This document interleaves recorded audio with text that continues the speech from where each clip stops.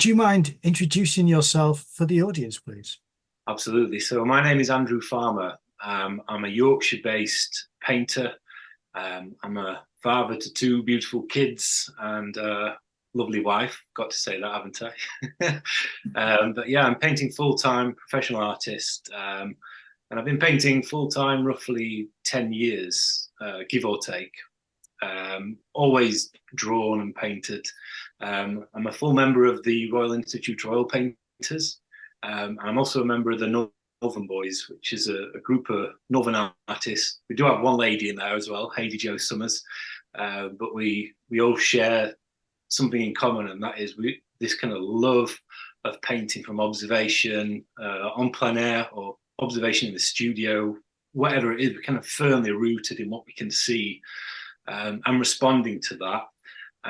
Although we do deviate a little bit. We all have his own flavors, but that's me in a nutshell. So painted full time, very family orientated, and I'm a Yorkshire lad.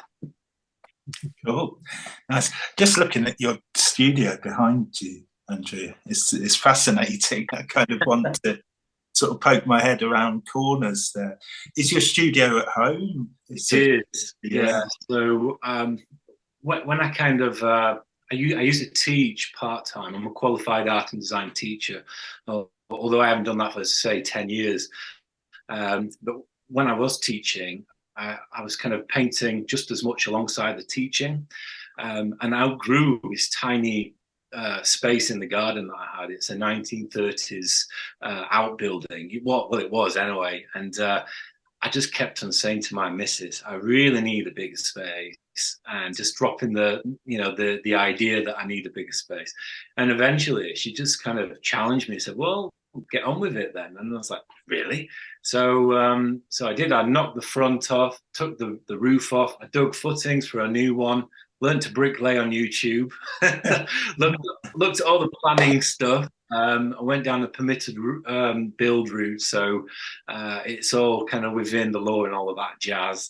But it's amazing having this place on the garden, and especially as someone who's family orientated, it means I can dip in and out of life as I need to into work, around school run, that kind of thing. So it works fantastic. And is that a hammock you've got in your studio as well? Yeah, well spotted. I turned the light on purpose, so I thought, I wonder if he's going to see that. Yeah. I've always wanted one, and being an artist, we're all quirky, aren't we? And how lovely it would be to have intense kind of periods of work and then rest in a hammock. So at Christmas, I just thought, I'll get one, and it's up on the beam, so it's well supported. Fantastic. So you have your little sort of siestas, or when the painting's too much, you can retire. It's brand new, so I've not used it very much, but we'll get on to kind of what I'm doing later in the studio and things like that. Yeah. It is good fun. And it also encourages my kids to come down and see me. Because, oh, there's a swing. I can go and play swing. So they're loving it. Great. So with you transitioning from teaching full-time into an artist full-time, I mean, these things are always gradual. Absolutely. Yeah. Day you say that. What was the process there? So, I mean, just kind of going back to the degree, I did a fine art painting degree at Canterbury Christchurch, and it was absolutely fantastic. It's probably one of the last remaining traditional art schools, like painting schools, and I was taught by students of the late Ewan Uglow. So kind of Euston Road approach to painting, I guess, and more rigorous than that as well. So it was amazing. But so after my degree, I went off to the Royal Drawing School and did really well there, and met so many incredible teachers and other artists. And then that came to an end. And then you think, well, what do I do now? I need money to live, but I also want to paint. And so I felt very passionate about coming back to the north and giving something back to the local community, a kind of similar area to where I grew up, really. So started to teach in a Doncaster school, and they just chewed me up and spat me out. So, in a way, I mean, some days in teaching it was absolutely fantastic, and it was just awesome. And then there are other days, very dark days, and I'm looking out of the classroom window, beautiful raking light, and I think, what am I doing? This is the worst paid babysitting job in the world. I probably shouldn't say that, but so I had this kind of love-hate relationship with teaching, and but so I was part-time from the offset, really. I qualified full-time, as you have to, really, just to kind of get the qualifying year out of the way. But I just really wanted to get back into painting as fully as possible. So then I went to 3 days a week teaching, and then 3-4 days of painting a week. I was like a machine, really going for it when I was younger. Slowed down a bit since, to be honest. But so then I taught for 4 years, 3 days a week. And then there came a point, I won't kind of go into too much detail, but there came a bit of a crunch, really, with my personal health and, well-being, stuff like that. And the thing that really makes me happy is being with family or painting. And your wife just said, you're selling steadily alongside your teaching. Maybe you need to take a risk, take a chance now. And so I stepped out in faith and never looked back. Been painting full time since, really. Do you find that that kind of restriction in the way of you teaching and, like you say, staring out of the window, it kind of fuels a hunger to? Yeah. Did you? So you found that? Yeah, but I think there's a different kind. It's a different kind of hunger to when you can paint 6 days a week if you want to. There's almost like painting. Because I don't know, it's quite a different feeling. But yeah, I would agree with that, absolutely. Yeah. Yeah, it is an interesting thing. I mean, I worked many different jobs over the years, and I would have that staring out the windows moment. And it really did fuel in me that kind of that hunger that when I got to the easel, all of this. Now, part of the problem with that my momentum of getting to the easel often meant that I didn't paint so well, so then sort of transitioning slowly into more professional painting. It's a different mindset because you've got to structure that I would say the structure almost comes naturally when you're working part-time alongside painting, because you don't have this hunger to. There's a kind of a real urgency about it. But sometimes I'd find myself back then kind of painting for the sake of it, just to get the hours in. And I'm not saying that's a bad thing, but that versus now where I could paint 6 days a week if I wanted to, like realistically, I've kind of taken my foot off the gas a little bit, and I'm painting. Obviously I'm racking up the hours, but the time's a lot more intentional. Spent painting, like really focusing on goals and targets and dreams, like aspirations for the future, different projects and that kind of thing. But I'm equally now, as I said earlier, when I was younger, I was crazy. The drive I had, it was just bordering on insanity, really. Whereas now, as I'm getting older, like coming on in years and my kids are growing up, I'm realizing so much more the importance of downtime and work and the role they have together, and one feeds into the other.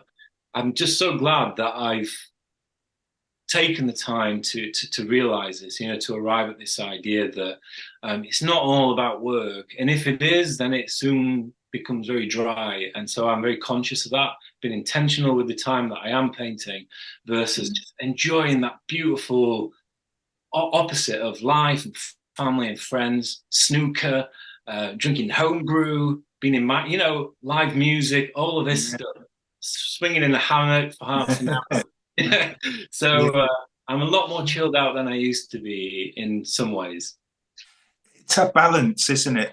Yeah. Do you think that is because you feel now that you are sort of in a position where you're successful with your art, that you can kind of relax a little bit more? I think we never really know when we're on that level. I feel I'm still on a journey and most likely always will be, and I don't think I'm going to ever arrive at the final destination. That sounds a bit grim, doesn't it? But but yeah, we're kind of on this journey, but I know earlier on there was a different feel in that journey, and I was really having to fight. I was almost swimming against currents, and I'm learning to swim with the current or the tide. And I get this idea of kind of going with the flow more, and letting things just kind of come together in a more soft way rather than trying to force things. But yeah, I've kind of lost my train of thought a little bit. I'm waffling, aren't I? No, it's fine. And on that, Andrew, how was that sort of embracing of downtime, of leisure, of more time with family? Is that influence your work and what you're painting?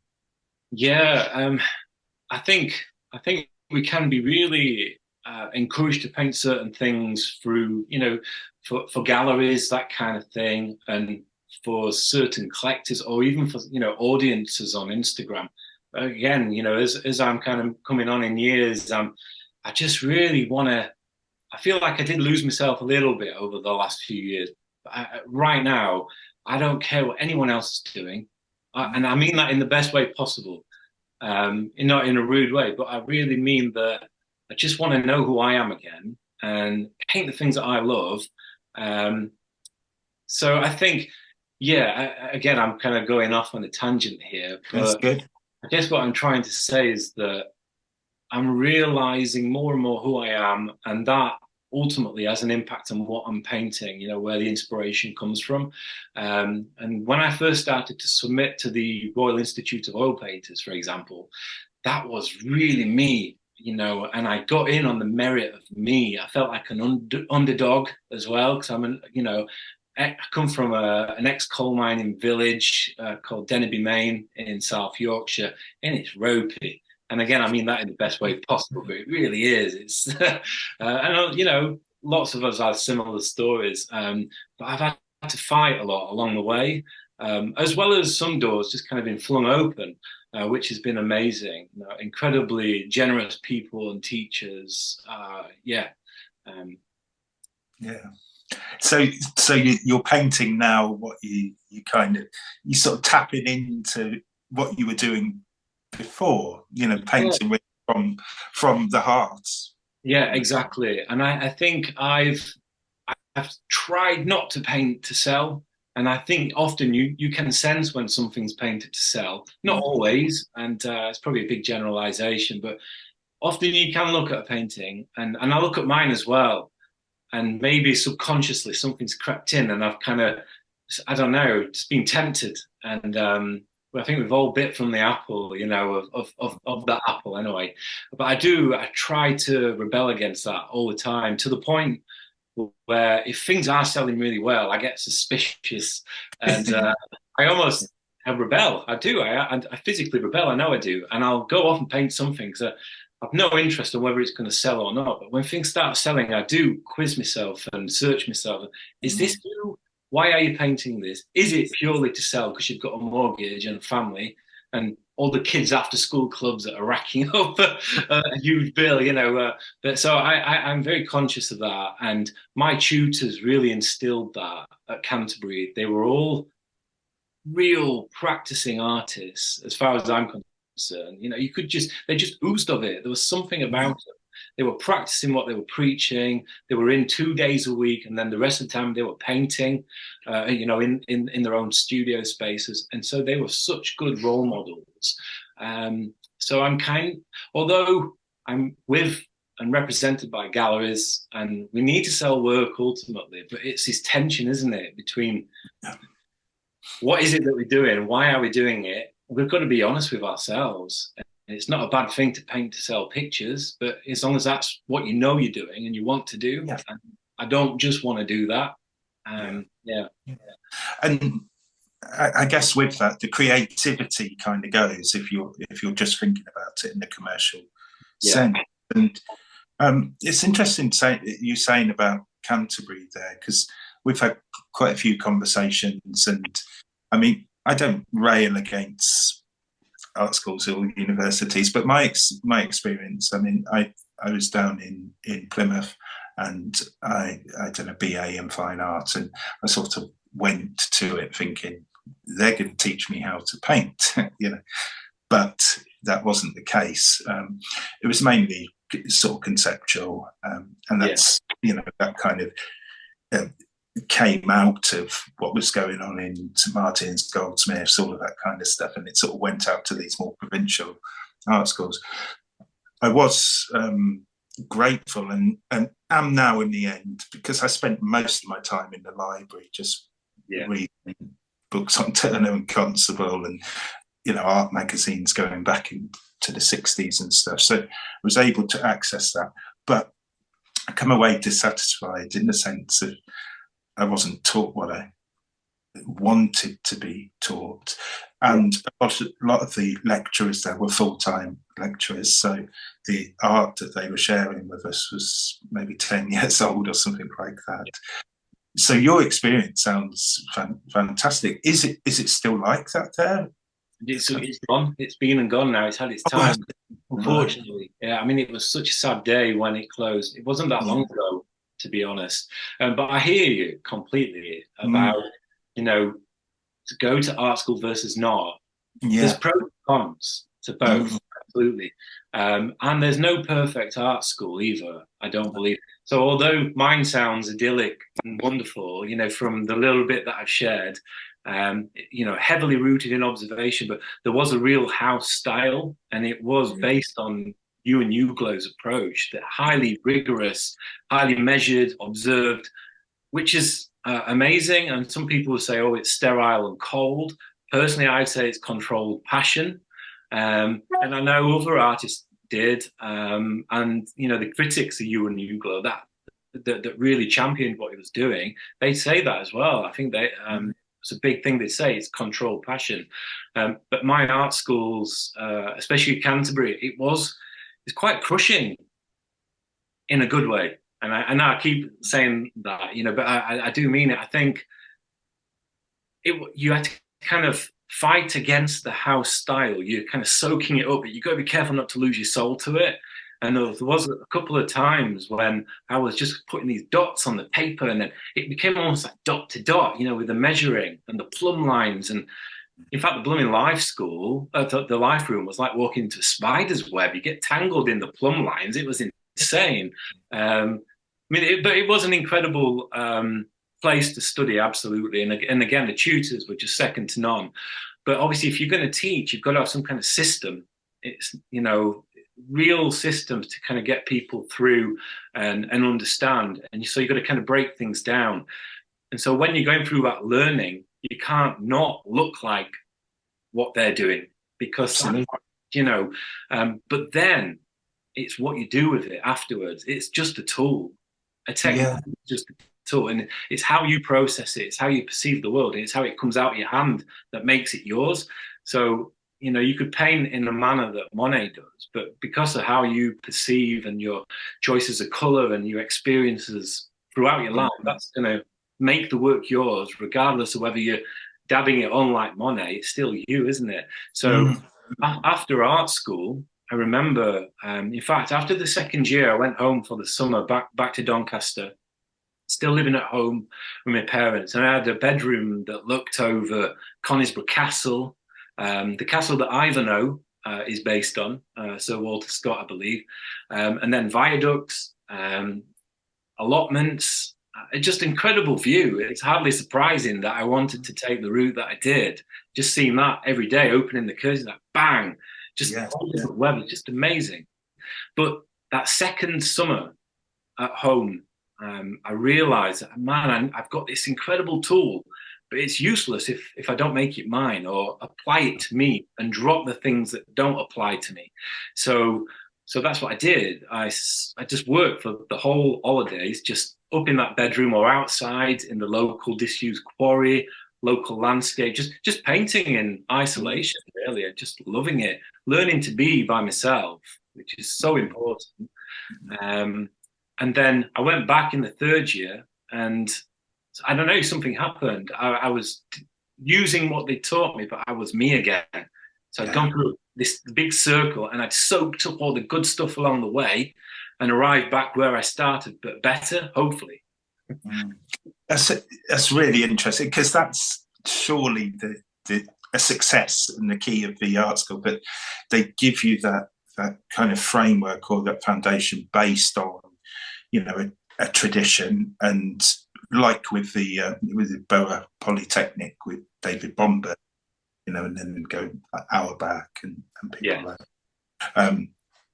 It sort of gives you that foundation, but then you go off and you find what you knew and know, your immediate environment, and sort of put those things together. And I think for me, with my art school experience, it wasn't that there wasn't a framework, you know. So some of the artists kind of had to sort of find that framework themselves within it, which in a way is good, because you say, look, they say, be yourself, find your own way, without a map, without anything, just go and find it. The make or break you, isn't it? Yeah. And I don't know if maybe that system would have suited me better or not. I don't know, but it sounds like you really had that moment when you went back after that first year and it kind of clicked. Yeah, I mean, that summer I painted the guy in the allotment, a guy called Steve.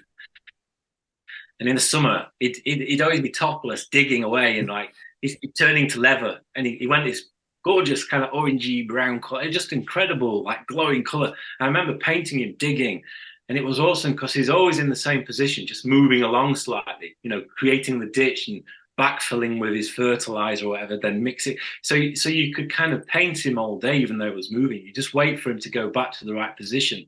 I'll never forget painting that and, you know, kind of rediscovering myself almost. It was really juicy brush marks, quite thick impasto paint. It was just like painting, really exciting. And I sold that at Battersea Art Fair.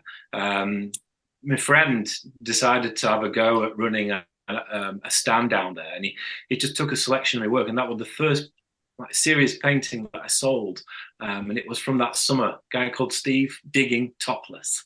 Wow. And that was the name of the painting, was it? It should have been. I probably called it something really boring, but it should have been. That's great, though.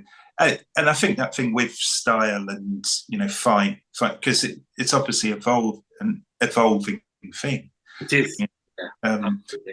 But you've definitely got your style, and you know, I love your brushwork. It's that impasto, but sort of behind that, is there that framework that you sort of, from the drawing, from the composition, is that there, and is that really important still? I think, again, coming back to my uni days, especially Canterbury, they really instilled this kind of this like hard graft and grit into us, you know. So I'm well used to drawing the hell out of something, measuring things, but you do it enough and it becomes second nature. So I'm not having to hold my hand up, you know, fingers and pencils and measure physically. It's all very, very intuitive now and second nature. It's like driving a car or riding a bike. The more you do it, it just becomes natural. But I'd agree, you know, that I think style is a very funny thing, like a strange one, because we're striving for it. But I think sometimes we can try too hard to arrive at a style. And one thing I remember one of my tutors saying, John Long, he was an Irish artist teaching in Canterbury. He's passed away, sadly, just recently. Crying shame. He's just an incredible artist. Definitely look him up as well if you get a chance, John Long. But he said, you know, I've actually lost my train of thought again. Style. Oh yeah, style. So, this is me all over today. My head's all over the place. But he just said, don't worry about the style. Like, we've all got handwriting. Just paint the things that you're interested in and do it honestly with integrity, and the style will just take care of itself.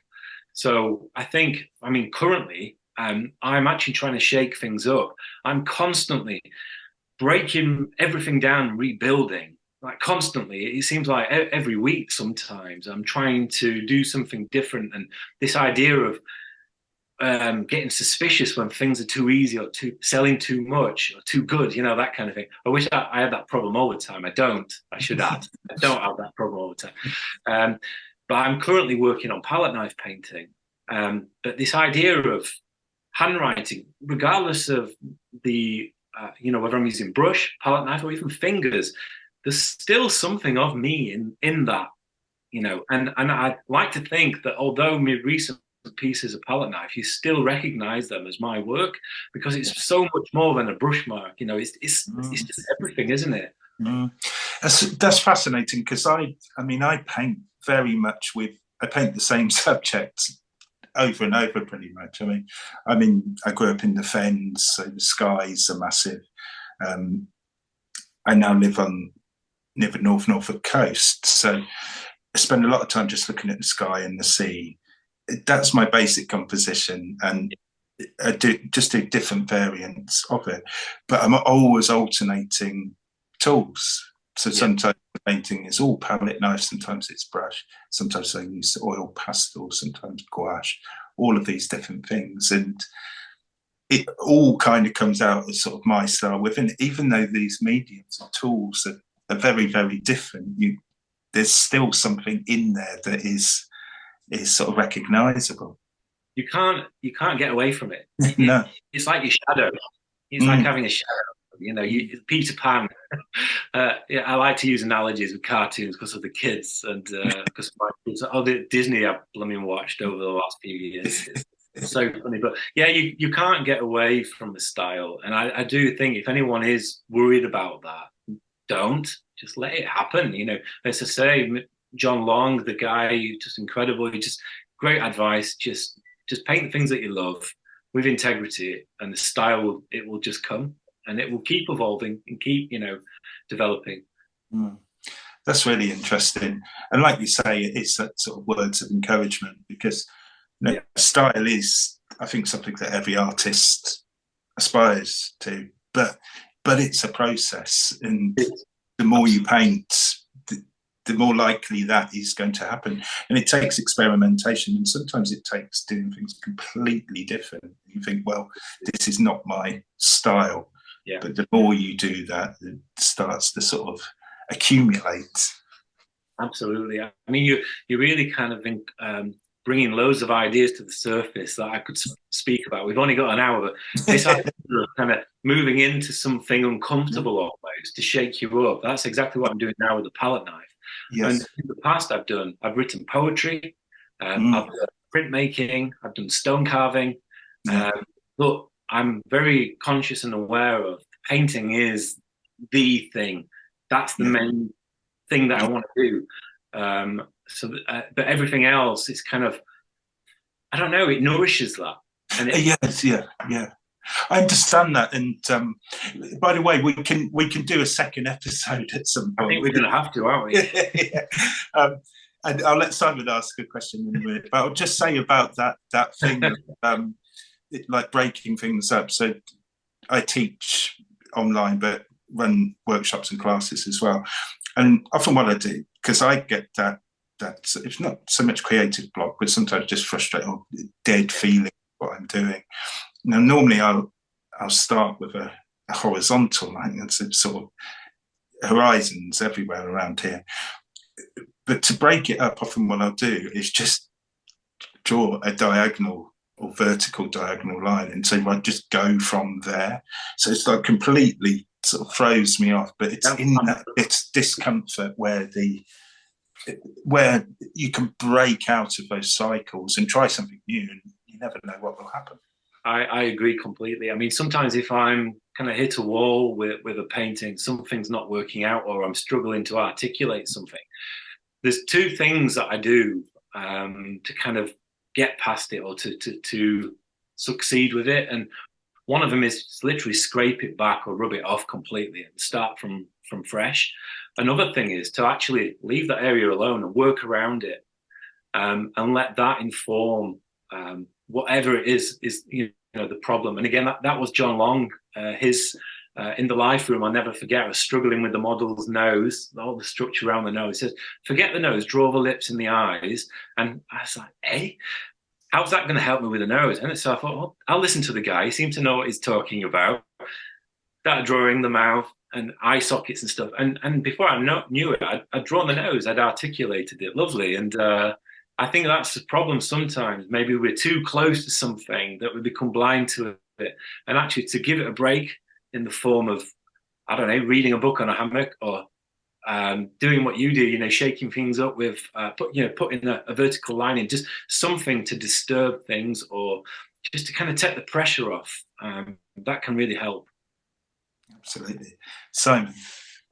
Yeah, well, to be honest, if you forgive me, I'd like to take us back to something you said quite a bit earlier on. And I had a thought I'd like to, for the benefit of anyone who's watching or listening who would like to learn more from experienced artists, when you mention about some work being more commercial and you deciding to try and push out of that, is there anything specific you can share as far as how you feel you can make that determination, so that anyone who's listening who's not as experienced can understand from your I think that's a really important thing to tackle, actually, now it's been said earlier on, because I don't want anyone to kind of leave, you know, with misunderstanding. And so I think it's a really good idea to talk about this. So again, I think there's kind of problem solving in painting for your own understanding and interests and passions, versus creating something which might appeal to somebody, kind of almost second guessing what somebody wants to buy. And again, I've fallen into this trap. Whereas currently, right now, I'm trying to solve the problem of how the hell do you paint a self-portrait holding a candle in the dark? You know, so I don't care whether it's going to sell, whether it's going to appeal to anybody. The idea and this horrible problem appeals to me for some reason, and so I'm tackling it. So I guess that's one of the big ways to judge, or one of the easiest ways. You know, can when you look at a piece, can you sense a fight, a battle on the canvas, or in the sculpture, or in the writing that you're reading, or is it a bit kind of candy coated, sugar coated? So porridge versus candy floss. I'd rather be in the porridge, you know. Does that make any sense? It does. I mean, if I could, though, would you be able to give an example of something where you think that is a commercial approach to paint? And I know it may be putting you on the spot slightly. I don't want you to sort of feel as though. Well, I mean, you know, yeah. Do you mean in my own work? Or it do you may mean be easier, because I don't want you to feel as though you're besmirching other people's approach, but at the same time, it could be very useful for people to know that there is some kind of idea or thought around a commercial approach to art, so that they have that concept? Well, I think what we can do for definite is look at a lot of the high street galleries that call themselves galleries, that I call them Costa Coffee galleries. They're just chains, and it's. Yeah. I don't want to be too strong here, but you know, it makes me feel sick, a lot of it in these galleries, and they shouldn't even be able to be called galleries as far as I'm concerned. But then you think, well, could you describe something that's a proper gallery versus that's not? But you know, I'm not going to mention any high street galleries. I'll probably get sued if I say a name, so I won't. But for example, in the high street gallery, some of the ones I've got in mind, we've all seen it, you know, like cows' heads. I always think they're called Daisy. I just think Daisy when I look at them. And it got to the point that they didn't know what to do with them. There's so many, they started putting blooming gems on them and sparkly things to try and do. And I think, oh my word, I'm sure the original painter that really, really wanted to paint a cow's head, you know, that was done with integrity. I don't doubt that. It came from somewhere, but then once they start selling and people catch wind, it's like, oh, let's do some of them. And I'm sure right now there are cows' heads being painted with integrity that are not being done to sell. But do you see what I'm trying to say? Absolutely. Costa Coffee galleries, I call them. Yeah. Just avoid them at all costs. Well, if I could, I mean, I just wanted to say, because before we started recording, I shared about this exhibition space that I'm filling at the moment. Now, the theme of that exhibition is farming and agriculture. So I'm doing a lot of farmyard animals, but what was already up there was exactly what you're describing. And we took those down, and there was a conversation between me and this German artist that I'm collaborating with about, should we leave these up? They are farmyard animals. And I said, would you want anyone to confuse this with our work? And she said, no. And I said, me neither. So let's ask them to put it away. And when we did, the owner of the premises said that he'd rather keep our artwork up than put that artwork back up after we take ours down. That's when he proposed to keep the artwork up. And I think that's the difference that you're explaining. And I really appreciate the way that you can, because I mean, I didn't want to necessarily say, do you mean this? But that's exactly what I think. Yeah. Again, I'm sorry if I'm coming across, I don't want to come across negative or too strong, but you know, this podcast is about us. And obviously I just want to be as honest as I can and give as much as I can in this hour. And if we go down these kind of topics, that's fine. You know, it's not a conversation. So yeah. And I think it's important with it, and I know the types of galleries, and I mean you see this a lot now with the kind of the street art influence on things as well. I've seen these penguin covers, you know, the penguin books, and I think it was I can't remember who originally done it, an American artist, Harlan Miller, I think, and it's sort of got the penguin book cover and it says something ironic on the front of it. The amount of artists now producing these and sort of selling them in galleries, it's, you know, it's crazy. So you see this a lot in these Costa type galleries, and so I think you, Andrew, and I can see it, you're definitely much more in the sort of the grafter kind of camp of an artist, in that sort of romantic sense that, you know, an artist really is not fundamentally producing things to sell. No, and absolutely. And again, it's just kind of doing a self-check in a way. I mean, another thing I like to do, this is kind of going off topic a little bit, but so I love plein air painting. But to be truly a plein air painter, we're interested in very particular kinds of light, aren't we? And trying to arrest or express a particular kind of day, weather condition, or light key, as some people call it, some art schools call it. And so if I've been on a stint or a stretch of plein air painting, I like to kind of I've got drying racks at the back of the studio, which you can't see from this angle, but I like to put them on there. And if things are starting to look very samey, even though I am actually trying to hit different times of day, then I know, well, I ask myself, what are you doing? Are you actually investigating what's there versus producing something that's going to be sold because someone likes the general public like kind of more sunny, upbeat landscapes for a start. That's a problem for me because I'm in Doncaster and we probably have 5 sunny days a year if we're lucky. Yeah. So I've learned to paint on the grey days as well with patience, and in all honesty, prefer to paint on a grey day because of the consistency of light, and versus the light in and out and like a dog chasing its tail around. It drives me crazy, actually. But yeah, just that idea of kind of self-checking, and so that's what I do with the plein air stuff. You know, if we're, because that's what everyone says, actually. We all say it. I mean, I'm interested in the light. It's about the light. In that case, why do then 15 paintings all look the same if they're all different times of day? What's going on? It's actually more to do with the market that you're aiming at, you know. And I've fallen into the trap, and I always just re-challenge myself and destroy a lot of work as well because of it, you know. But I can just sense there's not a purity. I like a purity in the work, and a struggle, and the grit, northern grit. Yeah. So let's talk about, because you've mentioned the candle painting that's behind you. So it's self-portrait of you holding the candle. It is. I mean, this is in progress. It's very wet. I mean, would you like me to bring it closer? If you don't mind, that would be great. So I popped it in a frame. I like to do that.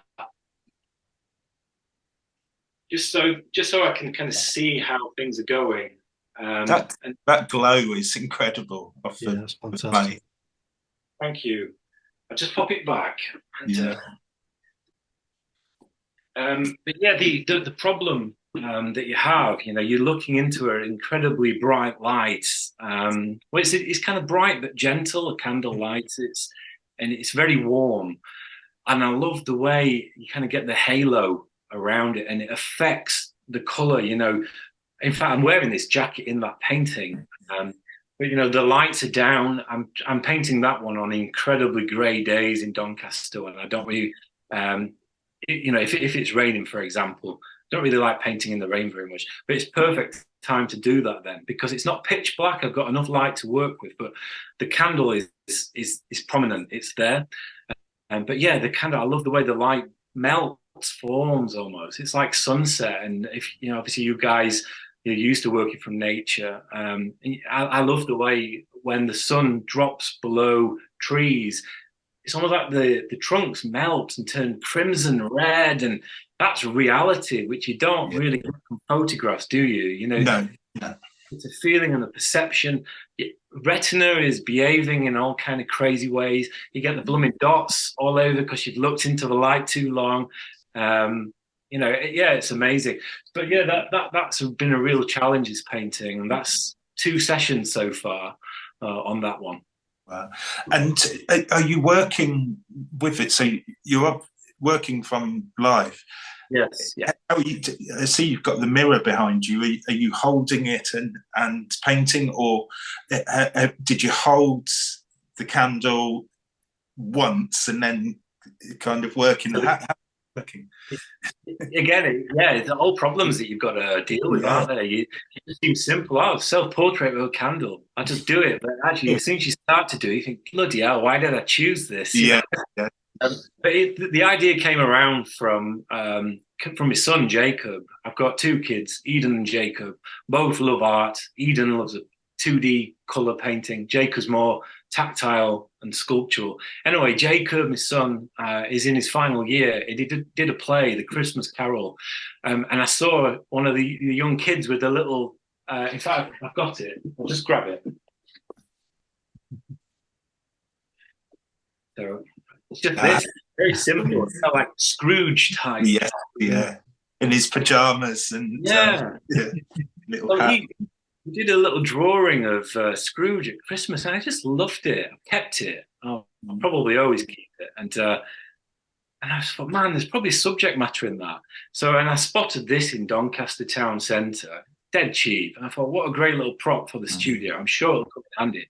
And I just gradually, I just kind of got drawn towards it, and then chucked a candle in it, lit it. I thought, man, I've got to paint that. And so I've painted. I'll show you the still life.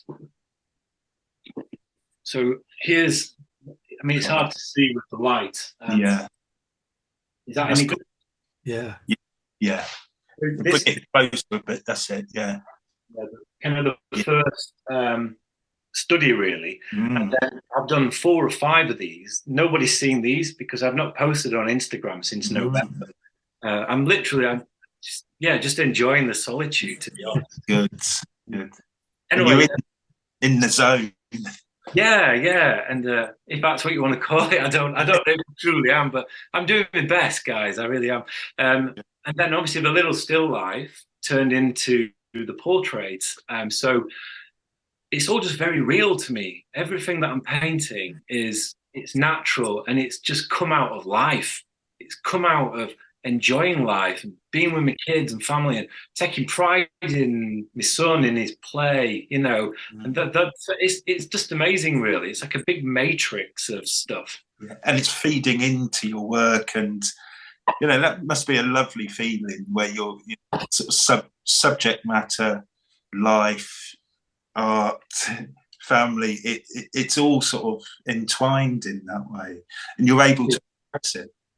Yeah, and I mean, in the past, I've worked too hard, and I think that's a danger. And I said this earlier, I really do mean this. I want to encourage people that are listening that think, man, I need to work more to get further faster. That's not necessarily the case, actually. And as I say, it's so important and beneficial to take the breaks, spend time with loved ones, and just let all of that goodness feed into the painting. But just to be intentional with the time that you have got to paint, you'll find actually you can work less but more intentionally and get somewhere much quicker or improve faster. I really do believe that now. So you're present in, because I have it, and I'm getting better at it, but often, I'd go and do things that were not painting, and I'd just be thinking about painting. Yeah. And then often when I was painting, I was sort of my mind was elsewhere. But I found the more I go out and just walking in nature, whatever it is, and with friends or family, just being present more, then it helps me then be present in the art rather than it sort of spilling over into everything. It's incredibly hard these days, though, isn't it, to be focused? And I feel like we've all been kind of polluted. I'm getting quite heavy again, but we've been polluted by social media, and that's currently why I'm on a break from social media. Part of the reason, anyway, because it's easy to just kind of get lost in a sea of funny cat videos and all of that stuff. And at Christmas, I found myself just scrolling just like a zombie. I was like, what are you doing? I'm a creator. Should I be consuming this stuff? I should be creating. And I just thought, I'm going to take a break. And it's just so good. Last year, it was the opposite. I did the Strada Easel Challenge in January, painted the whole of January. This year, I've done the complete opposite. And I kind of teetotal on social media within reason, and that's quite difficult to do as a practicing artist nowadays, because it's part of it. I mean, I'm represented by galleries, but most of my work has sold online through my own sort of marketing and stuff, and you kind of get sort of trapped into this cycle with it of promotion, and that is something. I mean, you're doing such a great thing, stepping back, and I was just reflecting, am I even capable of doing that at this point? Hopefully I am, but it just seems so much part of everyday life. I think as humans, most of us have very addictive personalities, and social media and all of the different platforms, they're designed to take your attention and keep you, hold on to you. And I think we've got to be very careful. And everything has its good side. And absolutely, I agree. In my sales, most of my sales come through Instagram. Versus galleries, it's interesting the change, and I am represented by a small number of galleries now, which I hope to stick with because they are wonderful galleries. But it's just been very slow on the gallery front, extremely slow, to the point where it is. 5 years ago, I would have been more worried because I was in a different situation with mortgage and family and that kind of thing. So, I guess I would be very worried right now if I was me back then, if you know what I mean. But now I'm just thinking, well, if things are not selling fast, then what's the point in me pushing social media that much? Just focus on building. When times are hard, just focus on building, and that's what I'm doing. Good. I'm just gonna check. So we're coming towards the end of it. We're definitely going to have to have you back, because we go into talking about colour palettes and all of that kind of stuff. Well, I was thinking this is kind of a natural segue into the gallery part, which I usually cover towards the end, don't I? So we could always ask these, the wrap-up questions as I kind of come to know them a little bit. And then in the second part, we could maybe get into your colour palette and things like that, some of the tasty stuff that we do like to discuss. But if I could just expand upon what you said about the galleries, what galleries are you exhibiting? Where can people see your work? Yeah, so again, it's just a small number of galleries really that represent me now. I've dropped a few over the years. It's interesting as you develop and progress as an artist, you can start to say no to opportunities and gallery representation, because I think it's really important eventually to cap it and try to focus. So again, that's the reason for me to have just a small number of galleries. But I've got the Harrogate Gallery, Watermark, and as far as I'm concerned, it's a great gallery, and just so blessed to have them. Really, they've been so good to me, and we found a lot of wonderful collectors and kind of married the work and the collectors together over the last couple of years. I'm also represented by the Norton Way Gallery, Letchworth. And that's, again, just such a beautiful little gallery. It's a tiny space, but Colette, who runs it, she's an artist, a real artist. And she really picks everything that she loves to go into that gallery, not necessarily because she thinks it's going to sell. She has to believe in an artist and your vision. She's just, incredibly supportive. And I'm also represented by British Art Portfolio. But they are more of a kind of traveling gallery in terms of, in regards to kind of art fairs and that kind of thing, which is interesting because they've constantly got different clientele in different regions. So it's interesting to see how that plays out sometimes. Well, do they all have an online presence? Because I like to leave links in the description of the video so that people can find that. Yeah, Watermark and Norton Way more so. British Art Portfolio, they do have Instagram. All of my galleries do have websites as well, so you can view and purchase work online. But it's just a close knit group of galleries.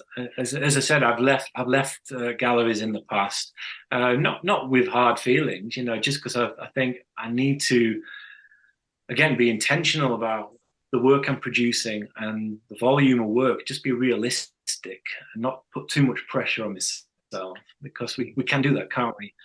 Yeah, absolutely. Well, aside from the galleries, where should people go? I mean, do you have a website? And you said about Instagram. So what's all the different places you send people to for you personally? Instagram is, this is ironic really, because I'm not posting on there a moment. I would say that's the best place to see what I'm up to, but neither my Instagram or my website has my most recent work, so I'm kind of insights for your most recent conversation. So everyone's had a private viewing of it, some of it anyway. But my website will be updated soon with new stuff. I have a newsletter that people can sign up to, and I like to kind of run offers, special offers through that. Just looking after people that have shown a real interest. I have a major exhibition coming up in Harrogate in June, and that's based around the Northumbrian coastline. All pretty much, I'd say 95% will be plein air painting. So I really got to roll my sleeves up and crack on with that as well. Oh, fantastic. Right. Yeah. Fantastic. Well, I mean, we've got tons more questions. I'm sure we could talk for another hour easily. So I look forward to your part 2. But just really, I mean, I'll be leaving links in the description of this video for all of the ways to find you and your work, your website, your Instagram, and the different galleries you've mentioned. And obviously, if there is any links for this upcoming exhibition, then I'll definitely put that in the description as well. I really appreciate that. It's very kind of you. Thank you. No, it's a pleasure, honestly. And it's been great talking to you. I really appreciate you coming on as a guest. Absolutely. Thanks, Andrew. And we'll see you in the next episode. Yeah, well, thanks so much for having me, guys. Thank you.